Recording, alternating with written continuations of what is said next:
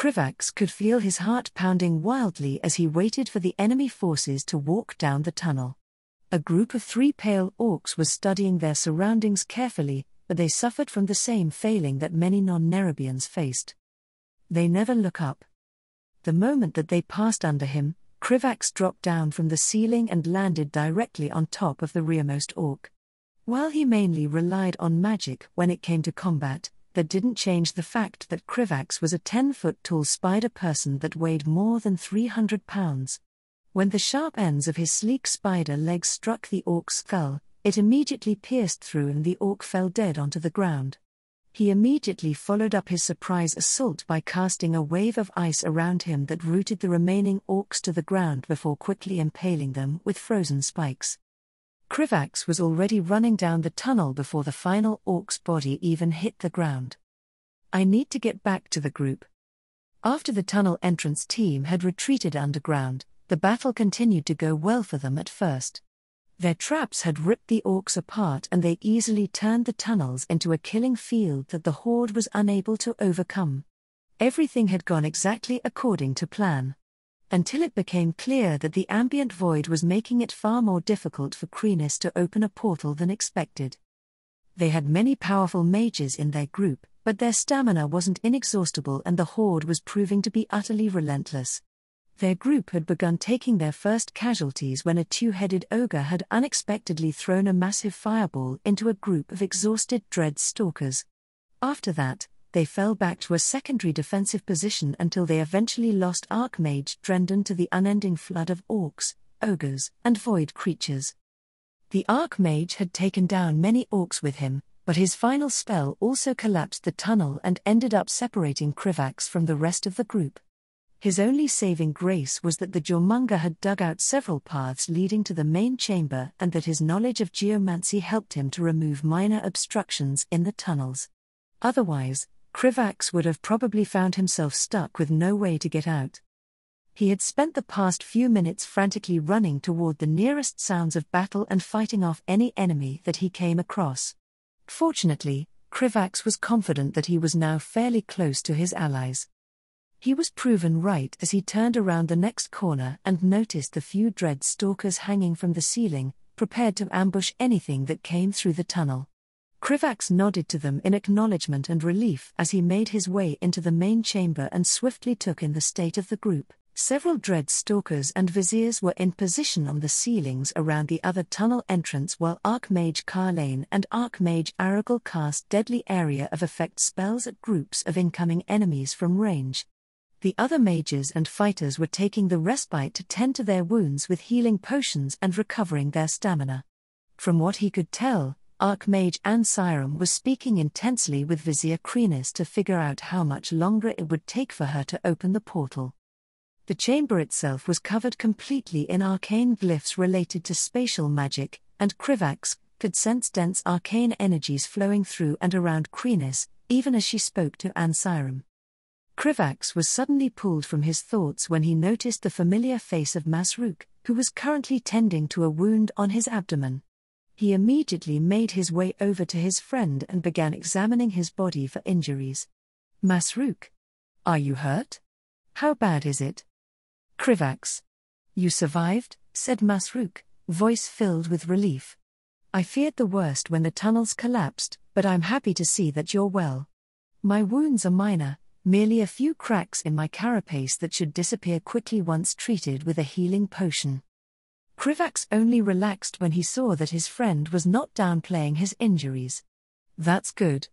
I'm glad to see that you're all right as well. How bad is the current situation? I can see that we lost a few more dread stalkers while I was gone. Is there any news about the fight above? I hope that Vizier Hadix will be able to get his hands on the dragon soul soon. These orcs are as fearsome as Anuba Khan told us, Masruk admitted with grudging respect. Their attacks have been ceaseless despite their immense casualties, and our forces are slowly being exhausted.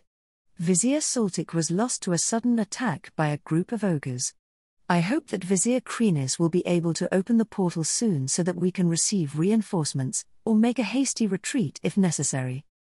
Vizier Kreenis' best estimate is that she should be done within the next 10 minutes, Archmage Ansiram announced to the mages and fighters in the cavern, nodding to Krivax as he walked over to the two of them. "Krivax, I'm relieved to see that you survived the tunnel collapse." "Thank you, Ansiram. Do you think we'll be able to hold out long enough for Kreenis to finish her casting?" Krivax asked worriedly. "Almost certainly. Our group includes many powerful individuals and the Horde forces are significantly restricted by the tunnels," Ansiram answered reassuringly before his expression turned grim. "There may be more casualties and the constant stream of attacks will wear us down. Even after the portal is opened, we'll need to fight our way back to the surface, which won't be easy. I want all fighters and mages to rotate in and out of combat to conserve our stamina." "I see. Do we have any plans for that when the time comes?" asked Krivax, glancing toward the group that was still defending the tunnels. He sincerely doubted that they would be able to push back the Horde with just their current forces. "We do. Archmage Carlane has been saving a few of his more potent alchemical concoctions. I'm also hoping that whichever dragon comes to deliver the fragment of Deathwing will be able to help," said Ansiram, causing Krivax to let out a breath of relief. "But enough of that. Anyone who has recovered should join the group at the tunnel entrance. I suspect that the Black Dragons can sense Vizier Kreenis casting nearing completion, and are likely to send even more of their forces to stop us." Krivax nodded to Ansiram and began making his way with Masrook at his side over to the tunnel entrance to join the rest of the defenders. After taking a moment to create a few webs that he could use to climb up to the ceiling if he needed to, he took position next to the other mages. Krivax immediately launched a bolt of ice at one of the orcs in the distance, only to let out a grunt of frustration when the creature hid behind one of the corpses littering the tunnel. "I'm really glad I can't smell anything through the wards. All of these corpses must smell absolutely disgusting." Krivax lost himself in the rhythm of battle as a constant stream of Horde forces made their way down the tunnels. The Nerubians frequently used the terrain to their advantage, causing stone spikes to erupt from the sides with their geomancy and using their webs to slow down the enemy's advance. Whenever the Horde grew too numerous, Archmage Carlane threw out some kind of terrifying alchemical bomb to kill large numbers of them, which were doubly effective within the close confines of the tunnel. One seemed to release a lingering gas that turned any flesh that it touched into stone, while another released a burst of arcane energy that caused violet crystals to grow from the enemy's bodies. At one point, Ansiram pulled out a gem from his spatial bag that produced a thin beam of fire that melted through an ogre's torso, quickly bisecting it. "Archmages are really scary," Krivax thought to himself as he threw a ball of silk at an orc that immediately exploded with arcane energy and blew a hole in its chest. Despite this, the Horde's assault started to increase in intensity. When a group of two-headed ogres began charging down the tunnel with a flood of orcs following behind them, Krivax gulped nervously and felt his hands start to shake. Many of the orcs were killed by a particularly nasty geomancy spell that shredded them with a volley of rocks that tore through them like bullets, but the ogres protected themselves with crudely made arcane barriers. Unfortunately, one of them got close enough to hit their front lines with a massive burst of arcane magic that sent a few of the dread stalkers flying and knocked Krivax to the ground. Krivax pulled himself together just in time to see one of the two-headed ogres snarling down at him and swinging its enormous club at his side. Taking full advantage of his alchemically enhanced reaction time, Krivax quickly created a barrier of ice around his body that was promptly smashed apart as he was knocked several feet back. Thankfully, the protective bracelet that was given to him by Hadix as well as his highly enchanted robes meant that the blow merely broke the carapace on one of his arms rather than turn him into Nerubian paste. The chamber had broken out into a disorganized free-for-all. Krivax briefly glanced around him to keep track of any other opponents near him, before turning his full attention back to the ogre. He was confident that the archmages and dread stalkers would be able to kill off the enemy eventually and restore order, but he couldn't afford to allow himself to become distracted. As the ogre charged at him, Krivax turned the ground beneath their feet into thick mud and launched a lance of ice at their knee once they began to sink down. The spell accurately hit the target and the two-headed ogre bellowed in pain as the magic pierced their knee and froze the mud around their leg. Before Krivax could celebrate, the two-headed ogre launched a missile of arcane energy in his direction and easily pulled its leg from the frozen earth with an impressive display of strength. Surprised by the unexpected attack, Krivax frantically created a barrier of stone and ice to block the arcane missile and only barely had enough time to jump back as the ogre swung his club at his head. The ogre attempted to chase after him, but Krivax took advantage of his superior maneuverability to climb up a nearby web and avoid the creature. Once he wasn't in imminent danger of being smashed to pieces, Krivax reached to his abdomen and grabbed one of his spellweaves. Let's see how well this one works. Once the ogre had drawn close enough, Krivax channeled his magic through the silk and activated the spellweave. A large net of silk immediately erupted from his hand and wrapped itself around the ogre's entire body before beginning to glow with arcane magic. Krivax watched as the ogre's flesh turned grey as all of the heat was sucked out of its body and funneled into the net wrapped around its body. Not bad. While the spellweave wasn't one that Krivax had invented himself, it was still fairly advanced and it had taken him a decent amount of time to properly learn it. Once the victim was ensnared by the web, it was extremely difficult for them to free themselves in time as they lost energy and were rapidly frozen solid. Confident that the ogre wouldn't be escaping, Krivax turned his attention to the rest of the battlefield. Both of the other ogres had already been killed by the archmages and the rest of the horde was in the process of being pushed back. A few of the dread stalkers had been killed, but Masruk looked to be all right and was currently spearing through a void-corrupted monster that had jumped at Archmage Carlane. Krivax was just about to join them when his attention was suddenly drawn to Vizier Krenis as a massive pulse of arcane magic flowed through the chamber. Finally, Krivax felt a surge of relief as several squads of Kirin Tor war mages immediately poured through the portal and joined the fight. The war mages were both experienced and well-rested, so it didn't take long before they slaughtered every enemy in the chamber and began pushing them back into the tunnels. Krivax walked over to the tunnel defenders, who were all taking the opportunity to catch their breath, and began drinking a healing potion that he had retrieved from his spatial bag. It wasn't exactly healthy to continuously use so many alchemical items in such a short amount of time, but he couldn't exactly afford to leave one of his arms broken.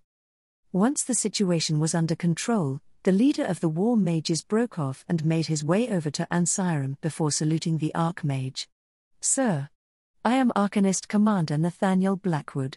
I and my men were ordered to provide assistance as soon as the portal was opened and receive a briefing on the mission objectives from the highest-ranking member of the Kirin Tor available." "Well met, Commander Blackwood. You have no idea how glad we are to see you and your war mages," Ansiram said in relief before his expression turned to confusion. "I'll give you a briefing as quickly as I can, but I'm somewhat confused. I was under the impression that Archmage Cedric would be the one leading our reinforcements." Commander Blackwood visibly hesitated for a moment but eventually responded. "Archmage Cedric was called away to assist with some kind of emergency in Capital City. I'm not certain about the details, but some of my mages have heard people saying that the city is under attack. Things were beginning to grow very chaotic once I left, sir." Krivax felt his heart drop at the news. It couldn't be the Horde, so Deathwing must have sent whatever void monster he unleashed to attack Capital City. There wasn't anything that they could do to help, so he simply hoped that Crossus would be able to prevent the monster from causing too many casualties. "I see. Then we should finish this mission as quickly as possible so that we can return to help Capital City," Ansiram said solemnly. "Listen carefully, Commander.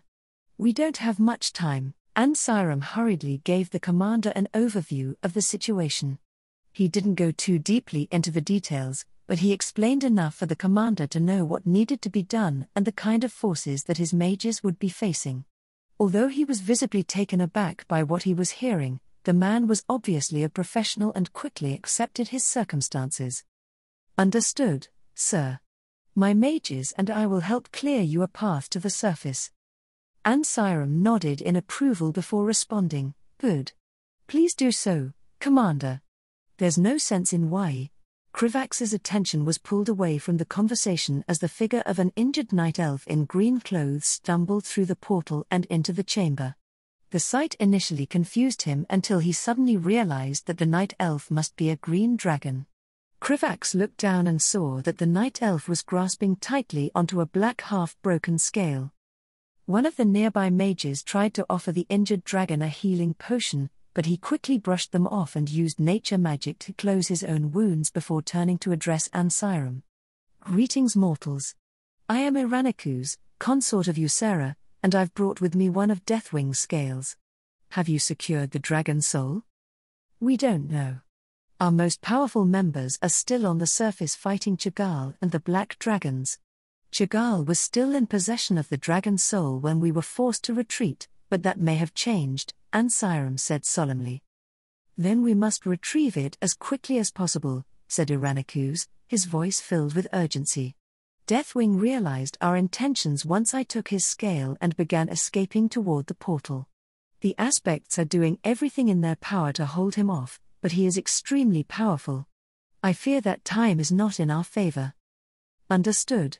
The war mages are already pushing back the horde and clearing a path, but many of us have been wounded and exhausted.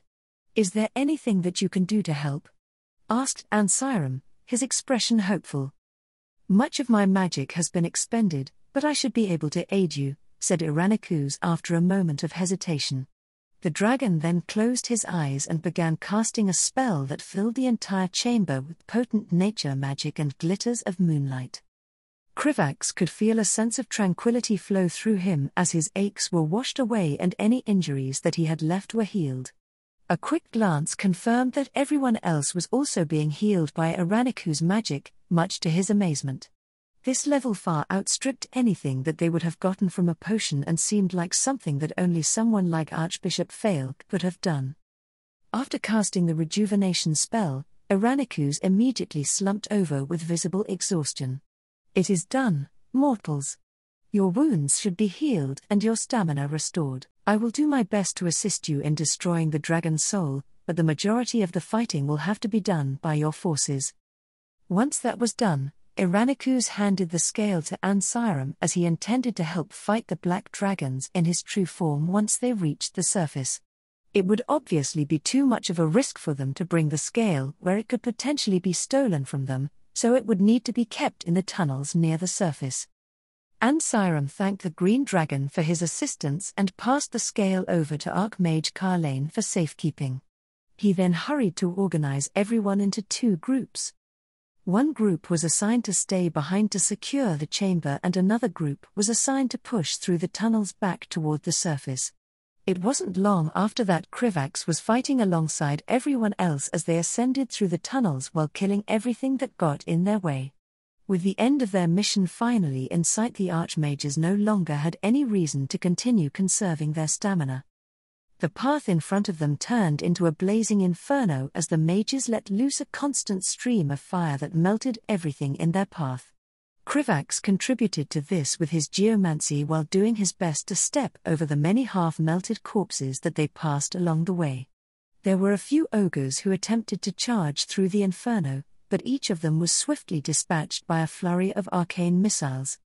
After several minutes of this, Krivax eventually spotted the exit to the surface and heard the loud roars of dragons over the commotion of battle. Once they made the final push and finally stepped foot back into the Twilight Hammer camp, Krivax was greeted by the sight of a hellscape. Much of the camp had been reduced to rubble and was littered with corpses. Huge portions of it were currently on fire, but everything around Grand Magus Antonidas had been completely flooded by a massive water elemental that was doing its best to drown Onyxia, who was covered with wounds. Anuba Khan was glowing brightly with the light as he continued to trade blows with Nefarian, but one of his arms lay limply to his side and the Jormunga had been torn completely in half, its acidic blood pooling on the ground. Nefarian was limping badly and his tail looked crooked. Sibelian, who was attempting to drown out Prince Kael'thas and Archmage Kel'Thuzad in magma, was badly scorched with cracked scales. Prince Kael'thas and Archmage Kel'Thuzad were shielding themselves with powerful arcane wards, but both of them were obviously growing tired. And to top it all off, there was a massive field of flailing tentacles coming out of the ground in the direction that Krivax had last seen Hadix. He was barely able to sense the occasional flare of arcane magic through the sea of void magic being produced by whatever Chagall had done. "And Siram, I can sense bursts of magic coming from Vizier Hadix in that direction," said Krivax, pointing toward the tentacles. The rest of the group spread out as they left the tunnels and began taking defensive formations. "If he doesn't already have the dragon soul, then it will still be with Chagall." "I agree. Fighting our way through all of that won't be easy, but it needs to be done," said Ansiram after taking a moment to study the void-corrupted area before turning to the leader of the war mages. "Commander Blackwood, split up your war mages into 2 groups. One to defend our rear from the Horde and the other to help us carve a path through those damned tentacles." "Yes, sir." Before Ansiram could give any more orders, Nefarian suddenly turned his gaze to their group and spotted Iraniku's. Deathwing's eldest son let out an earth-shattering roar that was returned in kind when the green dragon shed his mortal guise and flew directly at Nefarian. The Horde forces immediately went into a frenzy as every surviving pale orc, ogre, and void-corrupted abomination in the camp threw themselves at their group. "Everyone, move!" Ansiram shouted over the chaos. Krivax stayed close to the group as they fought their way through a sea of enemies while moving toward the dragon soul. He didn't know if the black dragons had been able to guess their plan exactly, but they probably had a good enough idea because all 3 of them were trying to escape their opponents and intercept their group. Not only that, but the Horde forces fought with a renewed sense of ferocity. Grand Magus Antonidas, Prince Kael'thas, and Archmage Kel'Thuzad all seemed reinvigorated by the reinforcements and started to opportunistically strike at the flying black dragons while also casting wards to protect the assault group. Anubakan used the opportunity to heal himself with the light and charged back to assault the black dragons using his locust swarm. Krivax froze a void-corrupted dwarf to the ground as a pale orc leapt over the dread stalker in front of him, only to be immediately skewered by Masruk. Not having the opportunity to thank his friend, Krivax threw a spellweave into another group of enemies that caused several icy spikes to erupt from the ground and pierce through their bodies. Krivax cast a second spell that made the spikes forcefully explode and rip apart the nearby orcs with shrapnel. The archmages in the group constantly let loose a flurry of devastating spells that helped clear the way as they charged forward. Several of the dread stalkers and war mages were ruthlessly pulled from the formation and torn apart by the enemy within seconds, but nobody allowed the gruesome displays to slow them down. Once they finally reached the field of flailing tentacles, Magister Romarth summoned a huge phoenix made of fire that flew ahead of them and burned many of the tentacles to ash, only for them to begin growing back almost immediately. "Move forward, and don't hesitate," Ansiram called out. Their group began to take on more casualties almost immediately after they moved into the void-corrupted area. While the Horde forces were able to move nearly unimpeded, the tentacles attempted to wrap themselves around anyone else who passed by. All the while their minds were attacked constantly by the whispers of the void. Krivax saw one of the tentacles reach toward one of Masruk's legs and instantly froze it solid before it could get a good grasp. They eventually succeeded in making their way to a clearing where Hadix and Archmage Modera, both of whom looked as if they were barely keeping themselves upright, were frantically fighting Chagall. The ogre was several feet taller than the last time Krivax had seen him, and his body was also covered completely in eyes while his second head screamed constantly in some strange eldritch language. Chagall was constantly throwing bolts of void energy at Hadix as he did his best to smash Modera with his hammer. Most importantly, Hadix had retrieved the dragon soul and fastened it to his abdomen with some of his silk. "Vizier Hadix," Krivax called out as he launched a barrage of arcane missiles at Chagall, who blocked them with contemptuous ease using a barrier made of void energy. The other mages must have taken that as a signal because they then launched their own flurry of spells at Chagall, allowing Hadix and Modera to safely break away for a moment and make their way over to the group. "I'm glad to see that you're still alive, apprentice," said Hadix as soon as he was close enough to be heard. With pleasantries seemingly over with, he then turned his attention to Ansiram. "I assume that you must have secured a fragment of Deathwing, correct?" "We did. "The scale is being held near the entrance to the tunnels," said Ansiram before glancing at the artifact sticking to Hadix's abdomen. "You managed to get the dragon soul. Good. I'll leave a few of my men to hold off that monster while you take it to the scale." "No. Chagall is too powerful and your men don't have my experience with fighting the void," said Hadix as he carefully removed the dragon soul and handed it over to Ansiram. "Leave behind one of the archmages and send the rest to escort this to the tunnels. The faster that it's destroyed, the better." Without waiting for a response, Hadix left them behind and returned to his fight with Chagall. Ansiram ordered Archmage Aragal to assist Hadix and Modera before sending the rest of the group back in the direction that they came. The second trip through the tentacle forest was worse than the first, as they had already suffered significant casualties and had one less Archmage to help them keep the path clear. The most powerful mages that they had left were Ansiram and Magister Romarth, both of whom were starting to grow tired. "We are nearly there. It's not much farther now," Ansiram yelled in an attempt to motivate them. The Horde's numbers were beginning to dwindle and the path ahead was clearer than it was previously. Unfortunately, Nefarian chose that moment to send Iranikus crashing into a Nuba Khan with a swipe of his tail and break away toward them. Shit. Krivax felt his life flash before his eyes as Deathwing's eldest son opened his maw and spat a massive stream of lava in their direction that was only barely blocked by an arcane barrier created by Ansiram and Magister Romarth. The two of them visibly struggled against the onslaught, but they succeeded in holding it off once the war mages added their power. "Vizier Krivax, take the dragon soul and bring it to Archmage Carlane with the rest of the Nerubians," Ansiram called out, shocking Krivax out of his immobility. "Your people are much faster than the rest of us and have the best chance of making it." Krivax very much wanted to argue and question the wisdom of this decision out of fear, but he didn't. There was no time for hesitation. Instead, he took the dragon soul from Ansiram, ignored the powerful ancient magic flowing through the artifact, and began sprinting across the battlefield with Masruk and the remaining dread stalkers by his side. Although viziers weren't quite as fast as the Nerubian warrior caste, they were still much faster than any human. Several orcs attempted to stop them, but their efforts were about as effective as if they had jumped in front of charging cavalry.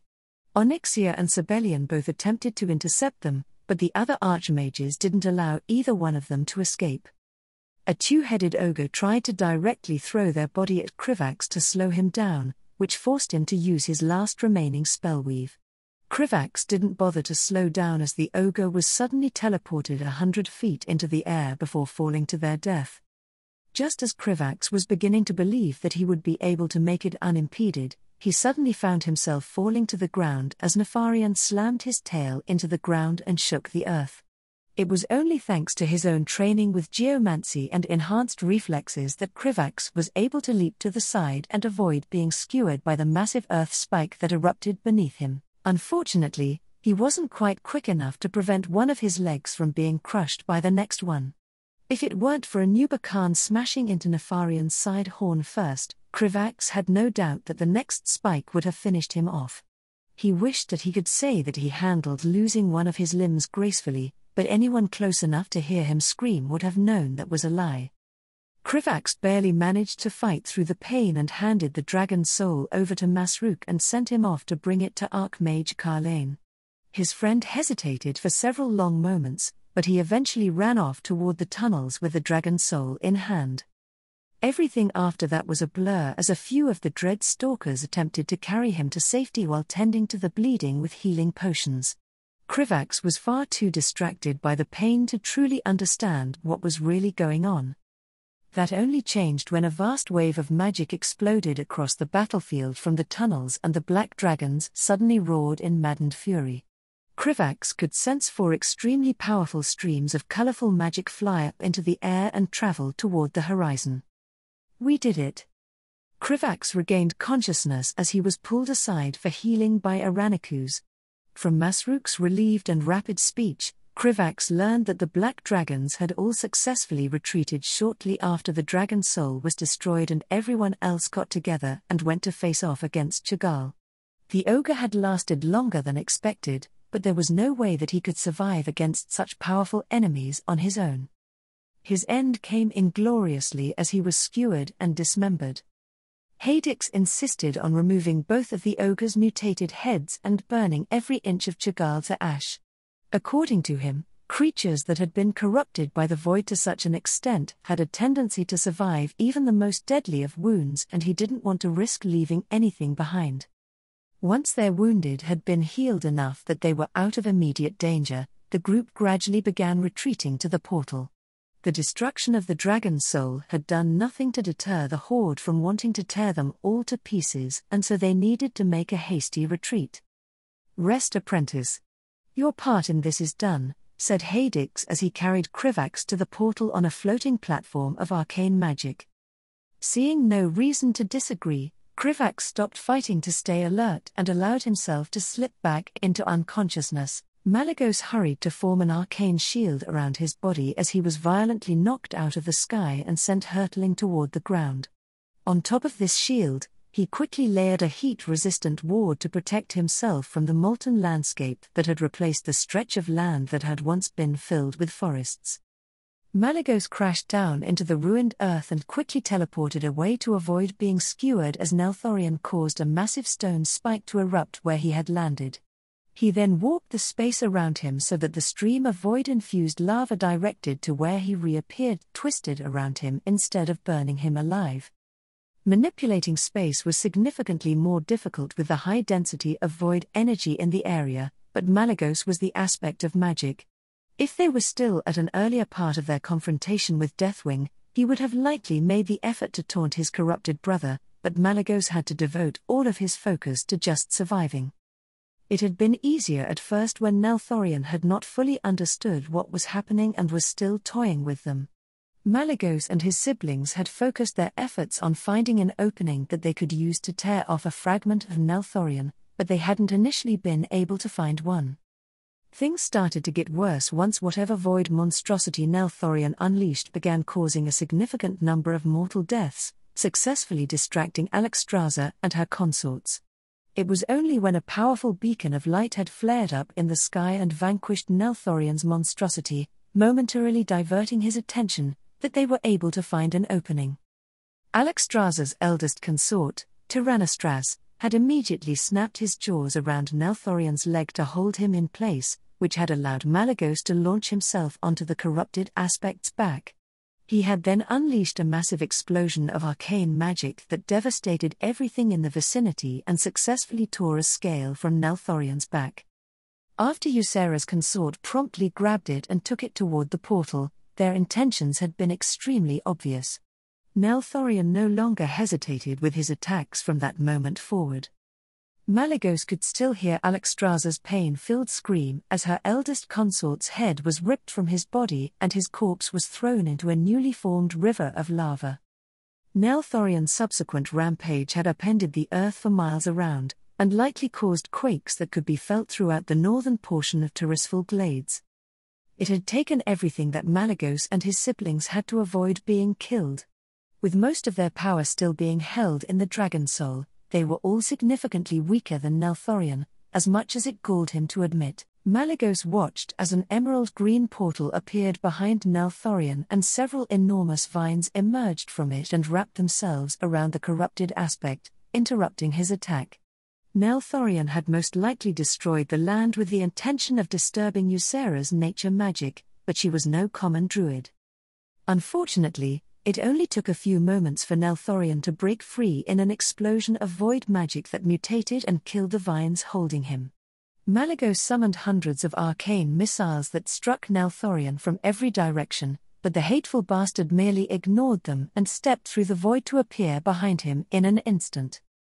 It was only due to the fact that Nasdormu had predicted the attack and slowed down Nelthorion's claws that Malygos managed to avoid having his throat ripped open. Just as Malygos teleported away, Alexstrasza unleashed a massive ball of fire infused with life magic that tore through the void surrounding Nelthorion and actually made him stagger. How much longer are those mortals going to take? Your efforts are worthless. The Titans have abandoned us and the void's domination over this world is inevitable. Nelthorion roared as he launched ravenous torrents of void toward each of the aspects. Do you truly believe this world can defend itself from the forces that wish to control it? From the old gods? From the Burning Legion? Your stubborn loyalty to absent gods serves to help nobody. Malygos ignored Nelthorion's insane ramblings and immediately breathed out a wave of pure arcane magic that only barely succeeded in pushing back the void. In order to buy enough time for him and his siblings to regroup, he instantly created several dozen illusions in the air of each aspect while simultaneously turning himself, his siblings, and the remaining consorts invisible. All it took to bait the corrupted aspect into focusing on the illusions was a quick application of telekinesis when one of Alexstrasza's illusions attacked Nelthorion's back. Malygos left Nelthorion to his impotent rampage as he flew toward the rest of his siblings. "I'm not certain how much longer we can keep this up," said Ysera, her voice filled with exhaustion. "Nothing that we do to him seems to have any permanent effect. I had forgotten how much weaker we became when we lost the power bestowed on us by the Titans. 10,000 years is long enough for even us to grow accustomed to something," said Alexstrasza as she began healing their wounds by directing life-imbued flames toward their bodies. Even as his stamina was restored, Malygos felt a tinge of sympathy as he heard the barely contained grief still in her voice. "We will last for as long as we must. There's nothing else to be done." "How much longer do we have to wait, Nasdormu?" questioned Malygos, glaring at his brother. Ysera's consort should have delivered the scale to them by now. Are those mortals actually going to succeed in destroying that cursed artifact, or are we simply wasting our time? "We won't have to wait for much longer," Nasdormu said with infuriating calmness. "The void is going to great lengths to obscure my vision by drowning me in possible futures, but the timeways have been solidifying toward a favorable outcome." "And if you're wrong?" Malygos asked challengingly. "I have been before, but I doubt that is the case now. I'm confident everything will unfold as it should," said Nasdormu, his eyes gazing off into the distance in the same way they always did whenever he was looking into the timeways. "Though if I am wrong, then I suppose Azeroth's fate will be a dire one, so let's hope that isn't the case." As usual, Malygos found himself annoyed by Nasdormu's perpetual lack of concern. Unfortunately, he didn't have enough time to continue questioning the aspect of time, because Nelthorion seemed to lose patience with the illusions before he could.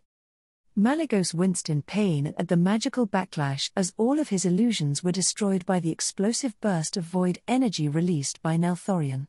The void assaulted his mind and ripped apart the spell hiding himself and the other aspects seconds before Nelthorion was launching himself at them, while screaming more of his insane ramblings.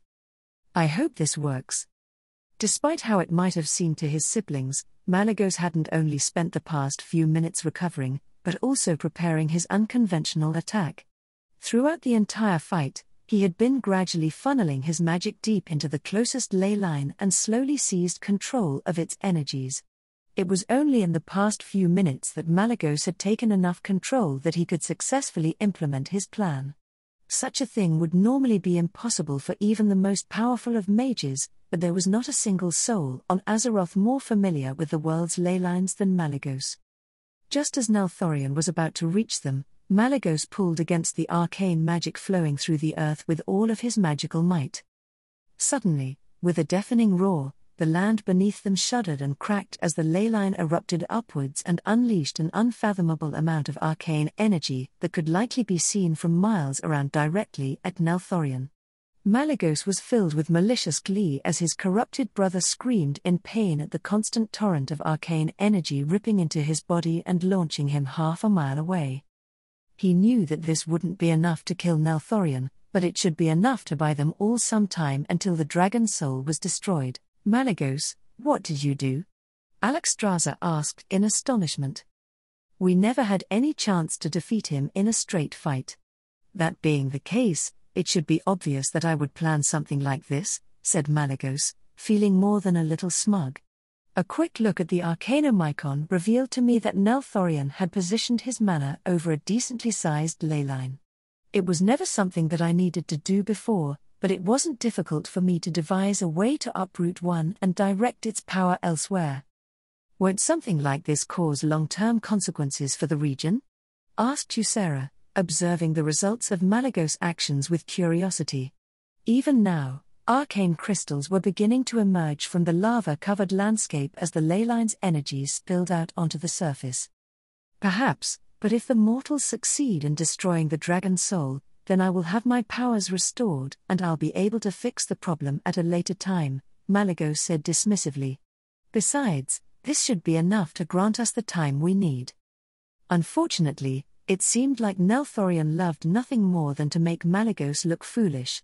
Seconds after he finished speaking, the mountain that Nelthorion had been launched into exploded as the corrupted aspect re-emerged.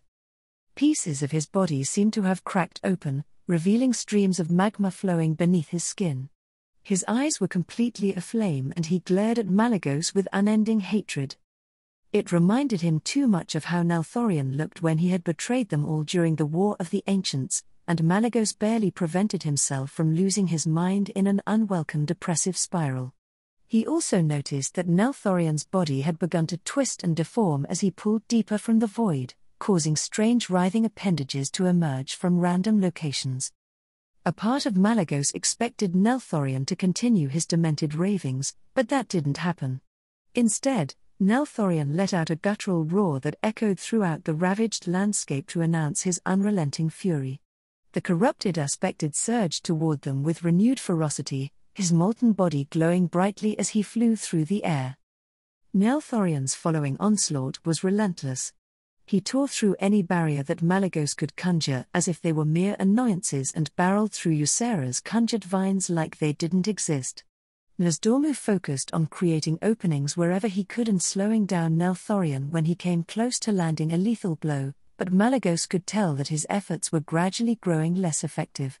If Alexstrasza had not been constantly healing them, there was no doubt that Nelthorion would have killed them all within a few minutes. Malygos winced as a jagged shard of molten rock pierced through his wing, the heat searing his flesh.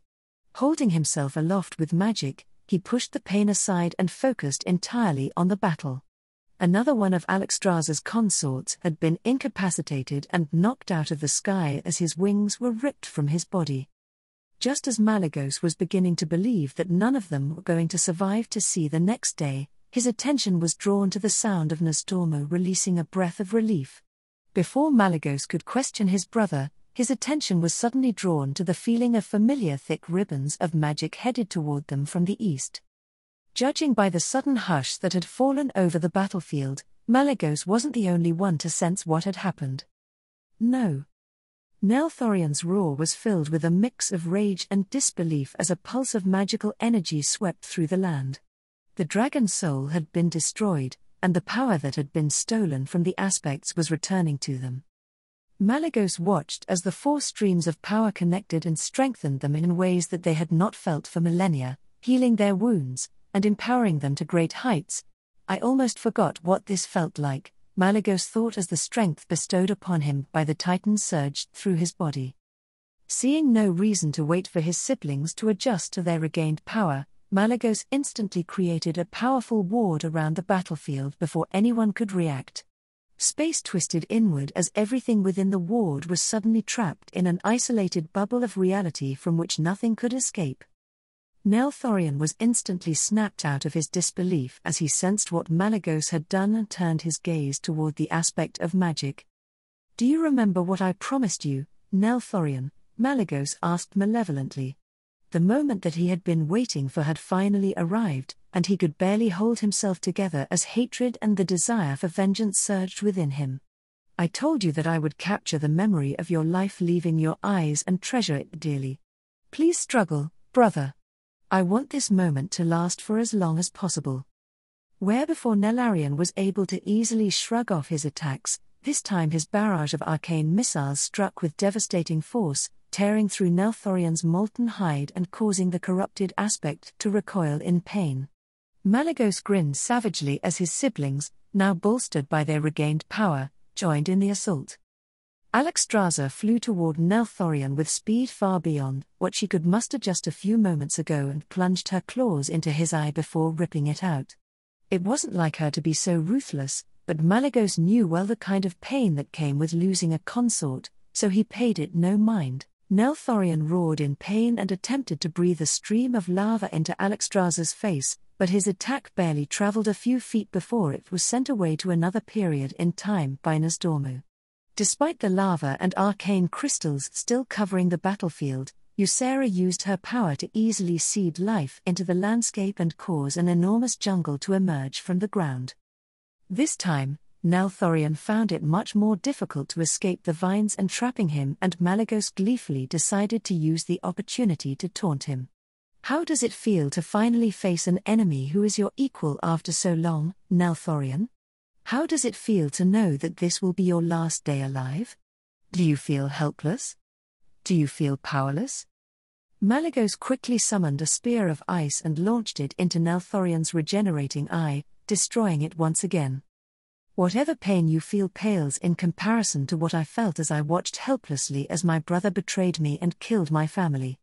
Malygos screamed, unleashing the repressed despair that had eaten at him for the past 10 millennia as he continued to skewer Nelthorion with an endless barrage of frozen spikes. I trusted you.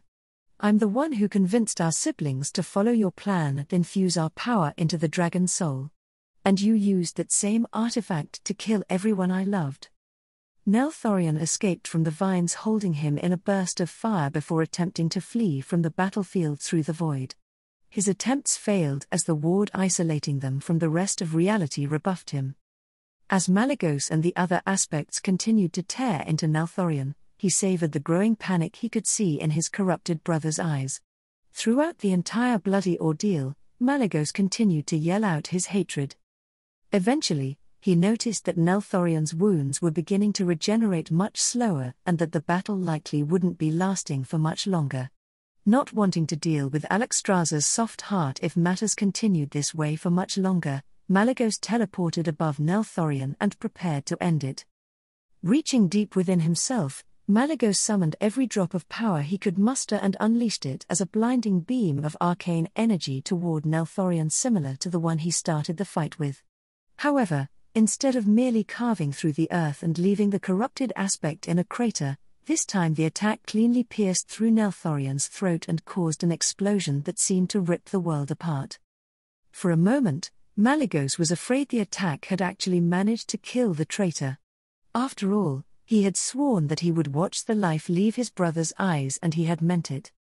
Much to his relief, Malygos was able to spot Nelthorion laying in a pool of his own foul blood once the dust began to clear, injured yet still very much alive. The hole in his throat would probably heal itself after some time, but Malygos had no intention of allowing that to happen.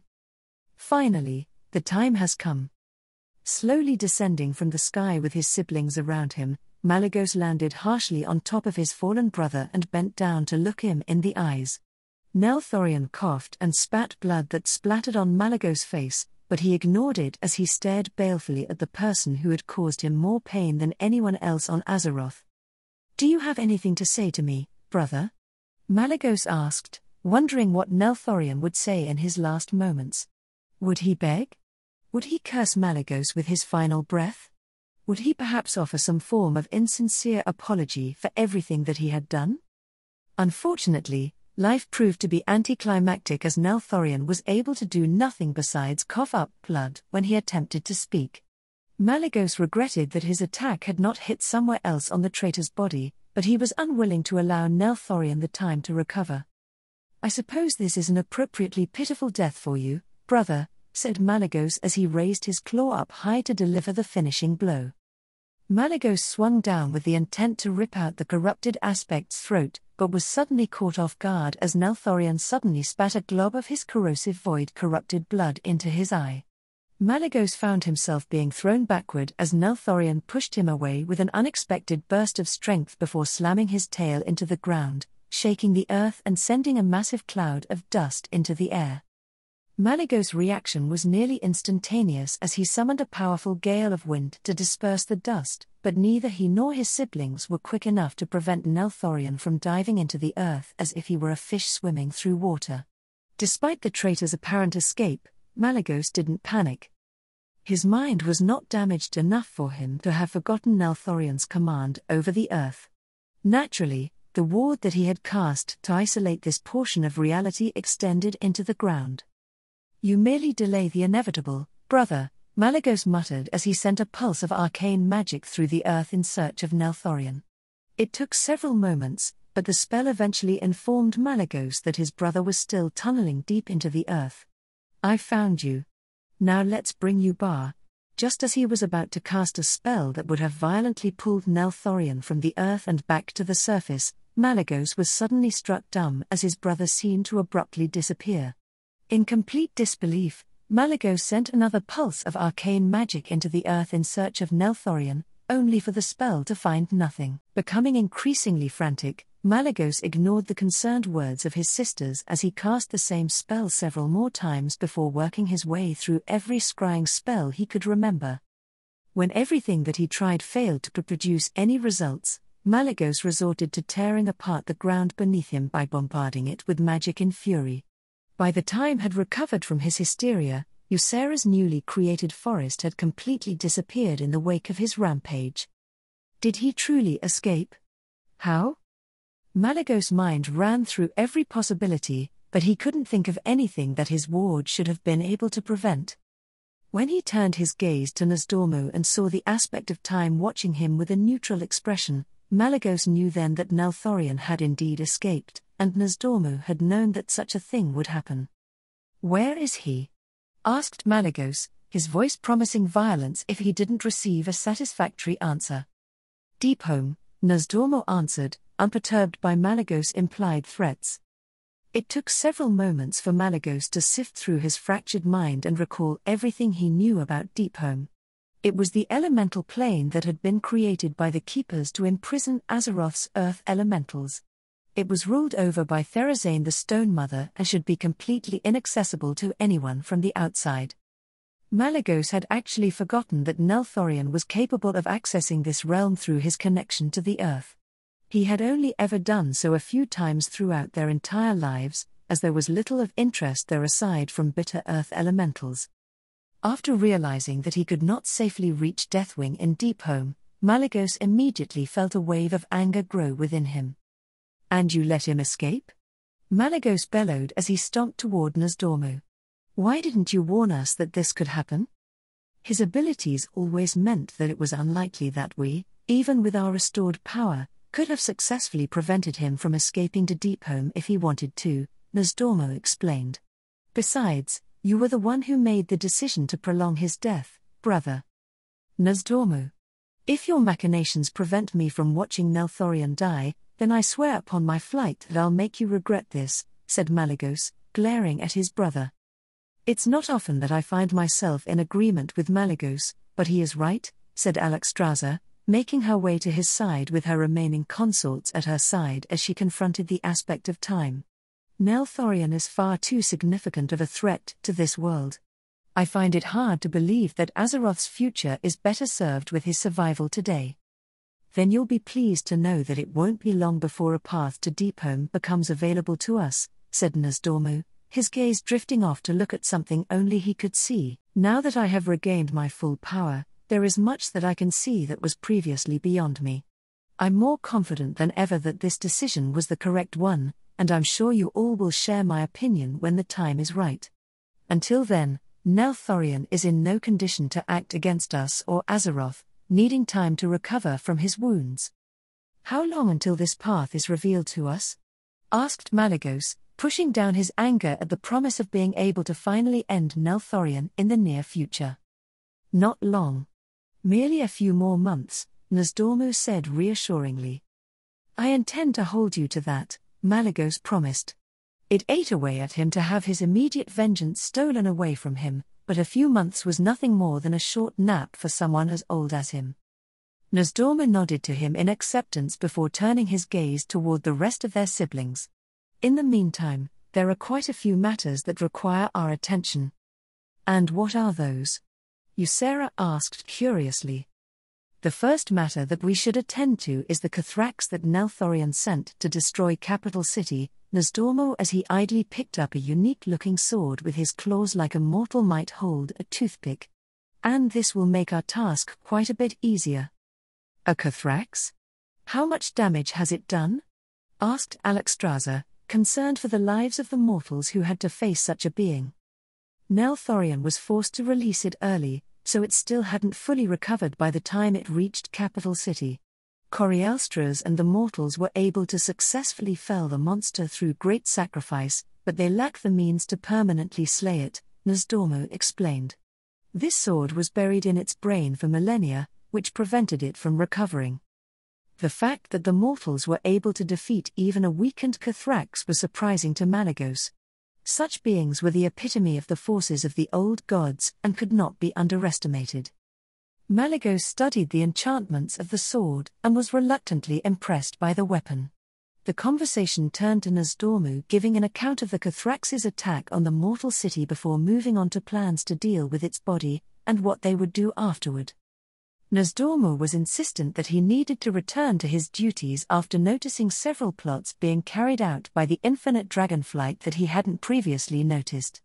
Ysera felt similarly about the Emerald Dream, as the old god's corruption had crept up in ways she wasn't previously aware of. They would go to capital city to assist with the Cathrax's containment but would leave soon after. That only left Malygos and Alexstrasza to deal with everything else and put an end to the mortal war currently ravaging the continent. One consolation of the current situation was that the mortals had become much more exposed to dragons due to Corielstras's defense of their city. That meant that there was nothing to stop Malygos from simply teleporting them all into capital city so that they could quickly deal with the Cathrax. He had always found Alexstrasza's insistence on non-interference to be troublesome, so he was glad that such a policy no longer had any point. Just as they finished their discussion and were about to leave, Alexstrasza stopped them. "Wait a moment. Let me gather up Tyrannostras's remains. I will take him to his final rest," said Alexstrasza, her voice consumed with sorrow. Malygos nodded silently as he felt his own eyes begin to grow wet when his mind recalled memories of his own consort's body lying on the frozen ground so long ago. Alexstrasza and her remaining consorts carefully gathered the remains of the dragon who had stood by her side for millennia before nodding toward Malygos to signal her readiness.